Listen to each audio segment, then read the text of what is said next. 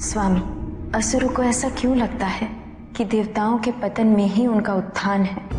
क्यों वो दोष अपने आचरण में नहीं देख पाते? स्वामी, असुर समाज इस प्रकार कभी भी स्थिरता प्राप्त नहीं कर सकेगा। हाँ पार्वती, किसी का पतन किसी के उत्थान का आधार नहीं बन सकता।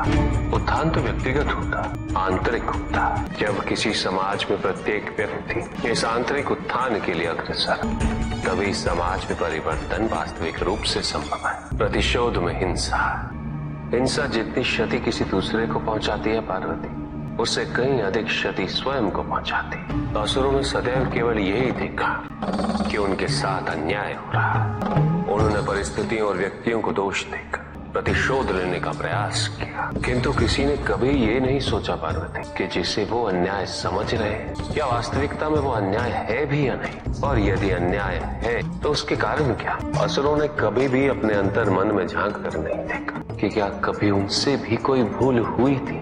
आत्मविश्लेषण का कभी कोई प्रयास नहीं किया। उन्होंने सदैव केवल यही समझा कि त्रिदेव ने और देवताओं ने उनके साथ विश्वासघात किया, किंतु उन्होंने अपने द्वारा किए गए विश्वासघात पर कभी विचार नहीं किया। उन्होंने जो भी वरदान मांगा है उन्हें अवश्य प्राप्त हुआ है, किंतु विडंबना देखो, उन्होंने उन वरदानों का सदैव दुरुपयोग ही किया व्यक्तिगत कारणों के लिए, महत्वाकांक्षाओं की पूर्ति के लिए। जिस परिवर्तन की उन्हें खोज है पार्वती, वो तो स्वयं उनके अंदर निहित है, किंतु वो बाहरी संसार में परिवर्तन करने का अथक प्रयास करते आए हैं और सदैव करते रहेंगे, और इससे उन्हें केवल निराशा ही प्राप्त होगी पार्वती। वो ये भूल रहे हैं कि उन्हें स्वर्ग पर देवताओं के बराबर अधिकार मैं नहीं दिया था। यदि उससे उनकी स्थिति में सुधार आना होता तो अवश्य आता, किंतु ऐसा हुआ नहीं। फिर भी किसी असुर ने उस पर चिंतन नहीं किया। असुरों की तो एक समस्या और है पार्वती कि वो सदैव अतीत और भविष्य को महत्व देते हैं। उन्हें यदि अपना कल्याण करना है तो अतीत का परित्याग करना होगा,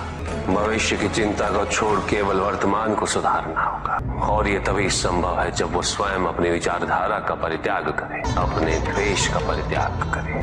प्राचीन का अंत होगा, तभी नवीन का जन्म संभव है।